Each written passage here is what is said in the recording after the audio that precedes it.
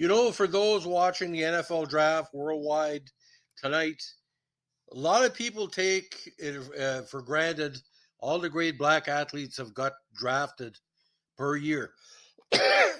In some year, more than 50% of the athletes drafted are black, African American, from Africa, from Canada.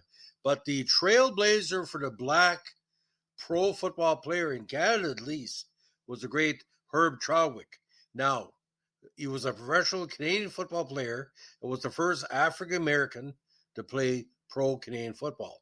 He spent his entire 12-year career as a defensive lineman and defensive guard with the Montreal Alouettes.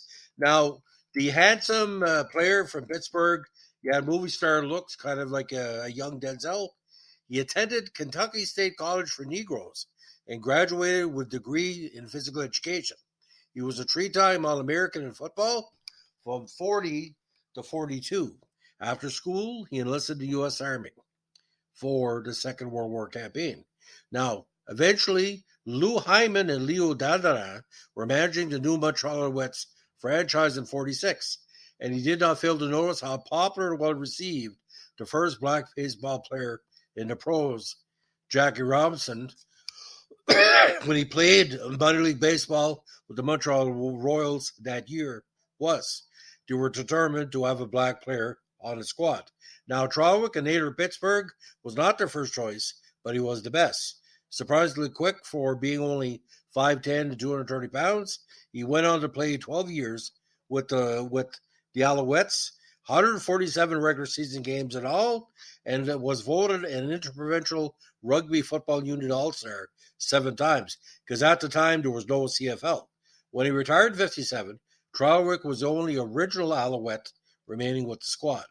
He played in 4 Grey Cup games, scoring a touchdown and a fumble recovery in the Owls' 49 Grey Cup win against the Stampeders. He played in the infamous three-game Grey Cup set against Edmonton from 54 to 56, and had a touchdown on a fumble return callback in the classic 42 Grey Cup game, considered the best ever. Though he's welcomed to Montreal and made it his home, things were not perfect. Though university educated, he could only find work as a doorman. He eventually became a Canadian citizen in 53 and was noted for his generous way with people, especially his volunteer community work for numerous charities. Now, much loved by his fans, Trawick's jersey number 56 is one of 7 retired by the Alouettes. He was elected to the Canadian Football Hall of Fame and the Kentucky State University Athletics Hall of Fame in 1975. He unfortunately passed away on September 16, 1985, at the young age of 64 in his adopted hometown of Montreal. On July 16, 1997, a park was named in his honor by the city of Montreal. Parc Herb Trawick is situated southwest of the intersection of Lionel Groulx Avenue and Richmond Street. In 2006, he was voted to the honor roll of the Canadian Football League's top 50 players of the sport's modern era by the Sports Network, our Canadian TSN. So again, Kentucky State College for Negroes, where he played guard, defensive tackle, defensive lineman. Career history as a player, 56 to 57 with Montreal.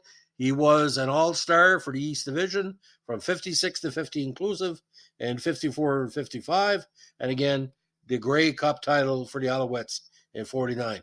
But his play in the infamous 3-game back-to-back-to-back series against Edmonton made that great rivalry legendary between the Eskimos and the Owls. So, ladies and gentlemen, Herb Trawick, when you look at the NFL draft tonight and you see all the Canadians that are drafted, just remember there were trailblazers that were drafted that shone the light of how important the black athlete could be to football, and Herb, being a person of sound mind, sound body, and a gentleman and a throughout his life, he's a role model that every young black athlete, Canadian, American, worldwide, should look up to. So that's the legend of Herb Trawick. If you like what we're doing here with our CFL Vintage podcast, let us know what a like, comment, subscribe, or share. Bye.